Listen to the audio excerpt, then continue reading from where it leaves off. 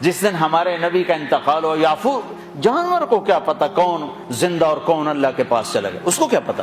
جو ہی آپ کی روح پرواز ہوئی، یافور نے رونا شروع کر دیا اور چیخنا شروع کر دیا اور رسی توڑا لی اور مدینے کی گلیوں میں بھاگت رہا ہے اور شور مچا رہا، بھاگ رہا، شور مچا رہا۔ آخر میں ایک کنویں میں چھلانگ لگائی اور ڈوب کے مر گیا کہ میرے نبی گئے تو میں بھی گیا۔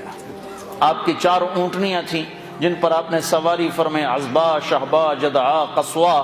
اس میں جو آپ کی اونٹنی شہبا تھی، ادھر آپ کا انتقال ہوا اور ادھر اس نے بیٹھے بیٹھے رونا شروع کر دیا اور چارہ بھی چھوڑ دیا، پانی بھی چھوڑ دیا اور وہیں بیٹھے بیٹھے مر گئے۔ جس کے عشق میں جانور مر جائیں، ہم تو اس کے امتی ہیں، کیا ہمیں نہیں سجتا؟ یہ حلیہ مولوی صاحب کا حلیہ نہیں ہے، یہ محمدی حلیہ ہے۔ میں نے نقل اتاری ہے، نقل مار کے پاس نہیں ہو جاتے، اپنے نبی کی نقل تو اتارا۔ موسیٰ علیہ السلام نے اللہ سے گلہ کیا، یا اللہ یہ جادوگر میرے مقابلے میں آئے تھے، تو انہیں ہدایت دی تھی۔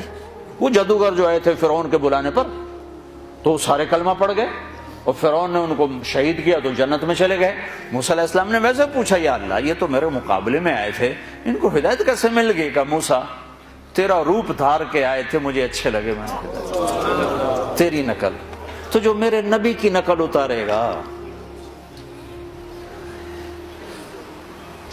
نقل پہ بھی بہت کچھ مل جائے گا۔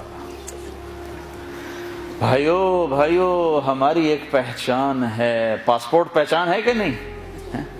تم برٹش پاسپورٹ پہ بڑا فخر کرتے، برٹش پر رتا پاسپورٹ ہے۔ جو سلام کرے اسے سلام کرو، جو نہ کرے نہ کرو، یہ ہمارے اخلاق۔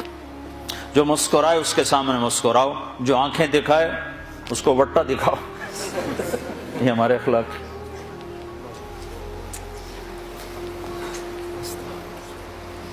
آپ نے ارشاد فرمایا، ساری زندگی کے تہجد گزار اور سارے دن کے روزے دار سے آگے نکل جائے گا اچھے اخلاق والا۔